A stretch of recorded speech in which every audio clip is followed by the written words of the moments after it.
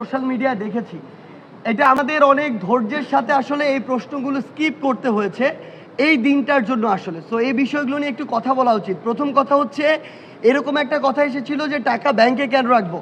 আমি যদি মনে করি যে এখানে অ্যারাউন্ড 11 কোটি টাকা হয়, সবগুলো যদি 1000 টাকার নোট হয়, তারপর আমার 110টা বান্ডিল হবে।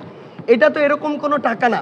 এখানে একটা 5 বছরের বাচ্চার ব্যাংকের 1 টাকা 2 টাকার পয়সাগুলোও ছিল, 5 টাকা 10 টাকা নোটও ছিল, 20 টাকা 100 টাকা নোটও ছিল। দেখা গিয়েছে যে 1 কোটি টাকা যদি একদিনে কালেক্ট হয়ে থাকে, সেইখান থেকে আমাদের এই জায়গায় প্রায় 2 বস্তা 3 বস্তা বা কার্টুনে এরকম টাকা ছিল। ইভেন কয়েনই 1 বস্তার মতো ছিল এরকম, যেগুলো কাউন্ট করা হয়নি, পরে শেষে গিয়ে কাউন্ট করা হয়েছে। তো এই যে টাকাগুলো, আমরা কেউ হলে থাকি, কেউ মেসে থাকি, কেউ হোস্টেলে থাকে, অথবা ইভেন যদি কেউ বাসাতেও থাকে, এই টাকাগুলো কেউ রাখার জন্য সিকিউর ফিল করবে না। ইভেন এগুলো যদি কোনো কারণে একটি দুর্ঘটনা হয় বা টাকাগুলো চুরি হয়, এই টাকাগুলো দেওয়ার মতো তো তার সামর্থ্য নাই। সেই জায়গা থেকে এটা সবচেয়ে সিকিউর ছিল যে ব্যাংকে রাখা। এই কারণে আমরা ব্যাংকে রেখেছি। কে কে ছিল? আমাদের একজন সমন্বয়ক লুৎফর সেখানে ছিল, আমাদের একজন সম্মানিত শিক্ষক উনি ছিলেন, এবং সাধারণ একজন শিক্ষার্থীর পক্ষ থেকে আরেকজন ছিলেন যার নাম ফরিদ। 3 জনের সমন্বিত অ্যাকাউন্টে এই টাকাগুলো রাখা হয়েছে, যেগুলো এই রিপোর্ট ফাইলে ওনাদের সাইন রয়েছে ওই জায়গাগুলোতে। এরপরে যদি আপনি আসেন যে এই যে টাকাগুলো, আসলে এই টাকাগুলো এতদিন কেন দেরি হলো এই রিপোর্টটি প্রকাশ করতে, আপনারা জেনে থাকবেন যে আমরা 4 তারিখে আমাদের হিসাবটি বন্ধ করেছিলাম। 4 তারিখে যখন আমরা এটি বন্ধ করি, আমরা কিন্তু বিভিন্ন জায়গায় পরামর্শ নিয়েছি আমরা কিভাবে পুনর্বাসন প্রক্রিয়া যেতে পারি। আপনারা শুনেছেন যিনি অডিট অফিসার নিজেই বলেছেন 10 তারিখে তার নিকট যাওয়া হয়েছে। অর্থাৎ আমরা 1 সপ্তাহের মধ্যে কিভাবে আলটিমেটলি একটা স্বচ্ছতা জবাবদিহিতার জায়গায় যেতে পারি, মানুষের আস্থা ধরে রাখতে পারি, ওই প্রসেসে গিয়েছি। 10 তারিখে যখন গিয়েছি, আপনি তার কাছে আবার যদি চান আপনার প্রশ্ন করতে পারেন তার ব্যক্তিগত মাধ্যমে। প্রত্যেকটি জায়গায়, কোনো একটি জায়গায় যদি 1 কেজি খেজুর কেনা হয়েছে, তার টিম সেখানে গিয়েছে ওই দোকানে।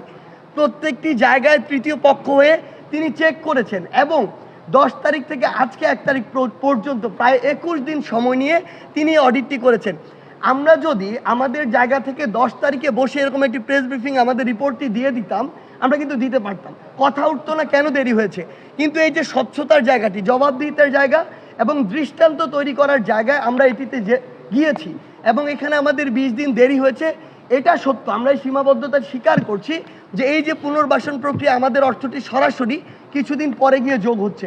হয়তো প্রসেস তো বন্ধ হয়নি, শেষ করি। হয়তো আমরা আজকে অফিসিয়ালি ঘোষণার মাধ্যমে কালকে টাকাটি হস্তান্তর করব। সরকারের ত্রাণ মন্ত্রণালয় বা সেই যে উইংটি রয়েছে, আমাদের টিম মেম্বারগুলো সেখানে রয়েছে, সেখানে কাজ কিন্তু চলছে। অফিসিয়ালি হয়তো কালকে হস্তান্তর করব। হয়তো আমি ধরে নিচ্ছি, আমি যদি এই অডিটটি না করতাম, কিছুদিন আগে করতে পারতাম। কিন্তু এই যে দৃষ্টান্তটি, স্বচ্ছতার জায়গাটি, আমাদের মনে হচ্ছে এটি কিছুদিন পরের চেয়ে অনেক বেশি গুরুত্বপূর্ণ ছিল। এটি আমাদের এই জায়গাটি ছিল।